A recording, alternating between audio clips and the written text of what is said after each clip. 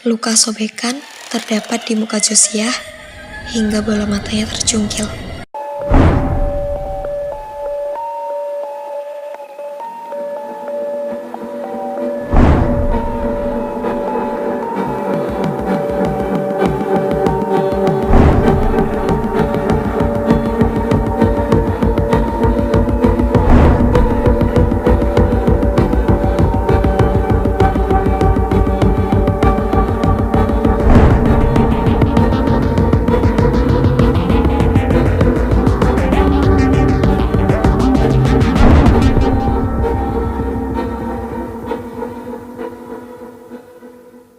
Hari ini, podcast Do You Hear Me akan membawakan sebuah cerita pembunuhan Villisca X Murder House.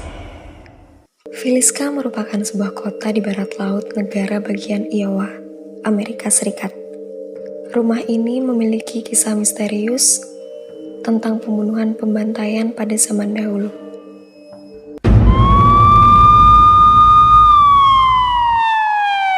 Joe Bimore sendiri berusia 43 tahun, istrinya Sarah 39 tahun, keempat anaknya, yakni Herman Moore 11 tahun, Mary Catherine 10 tahun, Archer Boyd 7 tahun, Paul Vernon 5 tahun, dan 2 anak yang menginap, yakni Lena Gertrude 12 tahun, dan Ina Slinger 8 tahun.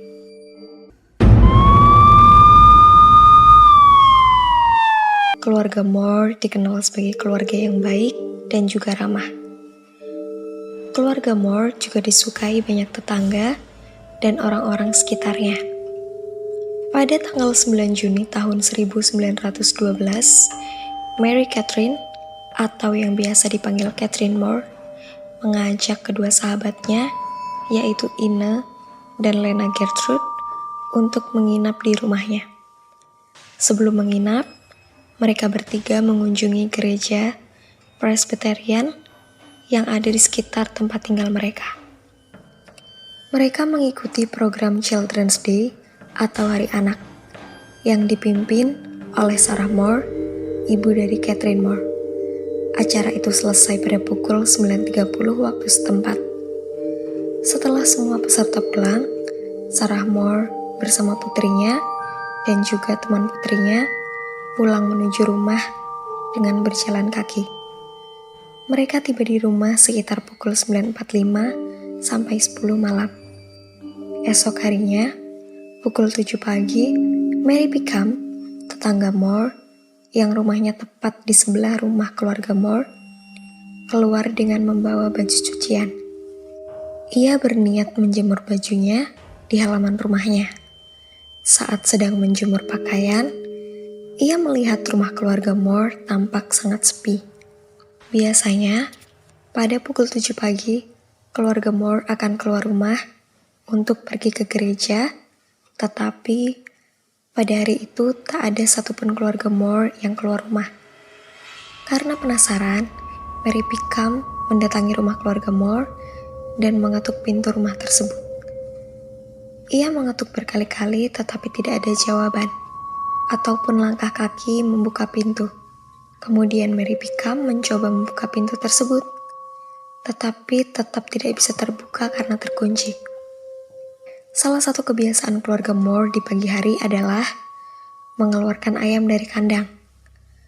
Tetapi saat diperiksa, ternyata belum juga dikeluarkan. Ia pun semakin penasaran. Kemudian, setelah ia mengeluarkan ayam dari kandang-kandangnya, ia pun memanggil Rose Moore, kakak Josiah Moore di rumahnya, untuk memberitahukan keanehan yang terjadi di rumah adiknya. Rose Moore pun mengalami hal yang sama. Ketika ia mengetuk pintu rumah adiknya, tidak ada jawaban sama sekali. Rose langsung mengeluarkan kunci duplikat yang memang ia pegang, dan langsung membuka pintu depan rumah tersebut. Rose langsung melangkah ke dalam rumah ketika pintu terbuka, sedangkan tetangganya Pickham hanya menunggu di serambi rumah. Rose pun langsung membuka ruangan yang terletak bersebelahan dengan ruang tamu. Ruangan itu adalah kamar tamu. Betapa terkejutnya Rose saat membuka pintu tersebut. Ia melihat dua gadis kecil telah bersimbah darah di atas kasur. Dua gadis kecil itu adalah Ina dan juga Lena. Rose kemudian berteriak memanggil Pickham dan menyuruhnya untuk memanggil Hank Harton, petugas polisi di lingkungan tersebut. Rose pun langsung memeriksa lagi kamar adik dan juga keponakannya. Ia pun terkejut ketika melihat kondisi mereka juga tak jauh berbeda dengan dua gadis kecil tadi. Mereka bersimbah darah dan tewas di atas tempat tidur. Hasil investigasi polisi dan dokter menyimpulkan bahwa pembunuhan terjadi antara tengah malam sampai jam 5 pagi. Pembunuhan yang pertama dilakukan di kamar pasangan Josiah dan Sarah. Hal ini diketahui dari luka yang diterima Josiah yang sangat parah. Luka sobekan terdapat di muka Josiah hingga bola matanya tercungkil.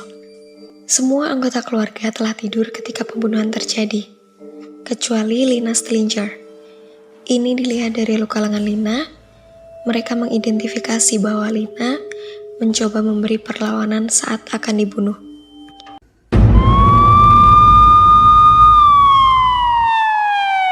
Yang pertama, ada barang bukti berupa puntung rokok di loteng rumah. Apakah sang pembunuh adalah orang terdekat keluarga Moore, sehingga memiliki akses keluar masuk rumah? Yang kedua, polisi tidak pernah memberi keterangan apakah pintu rumah dibobol atau tidak. Yang ketiga, pelaku menutup semua cermin yang ada di dalam rumah dengan kain. Tindakan ini sulit ditemukan pada pembunuhan yang lain. Apakah pelaku merasa malu karena sudah membunuh keluarga Moore? Yang keempat, Lena Stillinger yang sempat melakukan perlawanan. Pakaian tidurnya terangkat sampai bagian perut. Apakah pelaku memiliki hasrat seksualitas? Kejanggalan yang kelima adalah pelaku pertama kali membunuh pasangan suami istri Josiah dan Sarah. Kemudian, pergi ke kamar anak-anak keluarga Moore. Berdasarkan pernyataan polisi, ia kembali lagi ke kamar Josiah dan juga Sarah untuk menghabisi mereka. Mengapa pelaku kembali? Padahal, ia tentu tahu bahwa pasangan suami istri itu telah tewas. Apakah ada rasa dendam terhadap pasangan Josiah dan juga Sarah?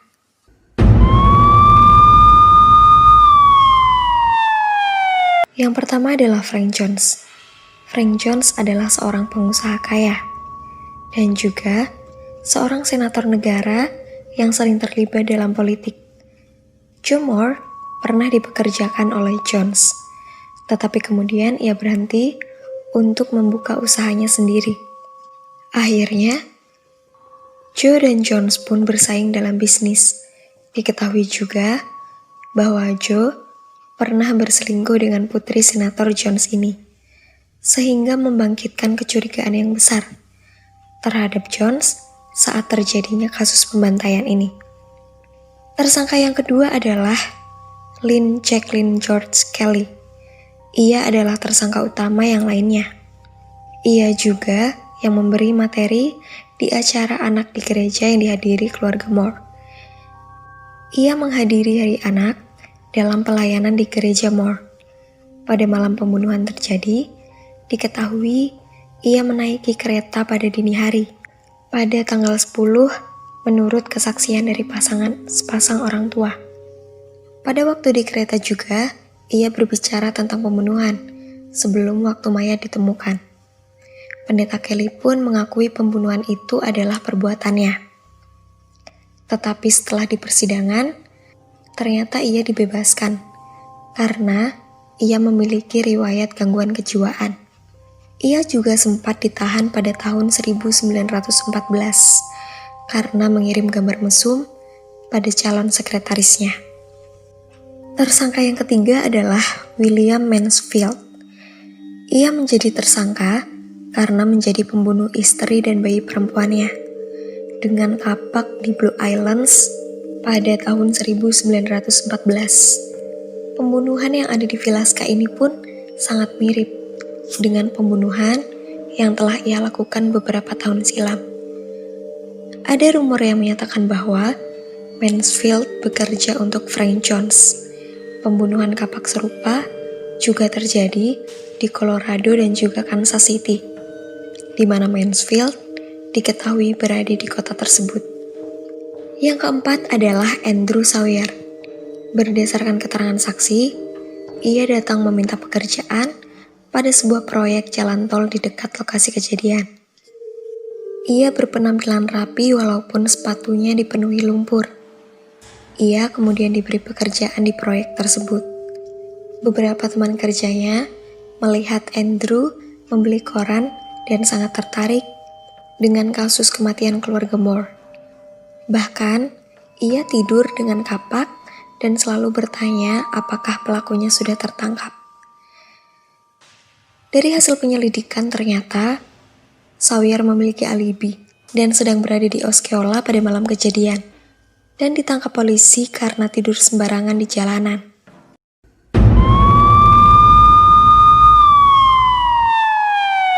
Berdine Miller, orang yang pernah menempati rumah Moore pada tahun 1936 sampai 1942. Ia mengatakan bahwa rumah tersebut tidak berhantu, seperti kutipan dalam sebuah wawancara yang diambil dari phylliscamovie.com. Berdine said, "I was 18 at the time. I had just graduated from high school, 30. My sister was 16 and my brother was 20. And my father was on the police force. And we had no qualms about living in this old murder house. It was just home to us." Yang artinya, Berdine mengatakan bahwa aku masih berumur 18 tahun ketika aku menempati rumah itu. Aku baru saja lulus SMA. Adikku berumur 16 tahun dan kakakku berumur 20 tahun. Ayahku adalah seorang anggota polisi. Ketika menempati rumah itu, kami tidak merasa cemas sedikit pun, walaupun kami tahu bahwa rumah tersebut adalah rumah pembunuhan massal keluarga Moore.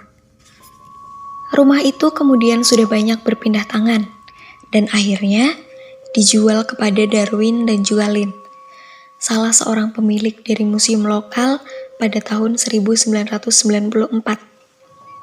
Lynn berinisiatif untuk merenovasi rumah ini dan membuat beberapa replika barang rumah tersebut. Rumah ini kemudian menjadi destinasi wisata.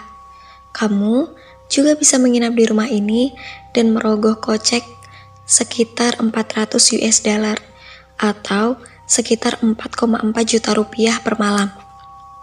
Rumah ini dibuka untuk pengunjung pada bulan Maret sampai November saja.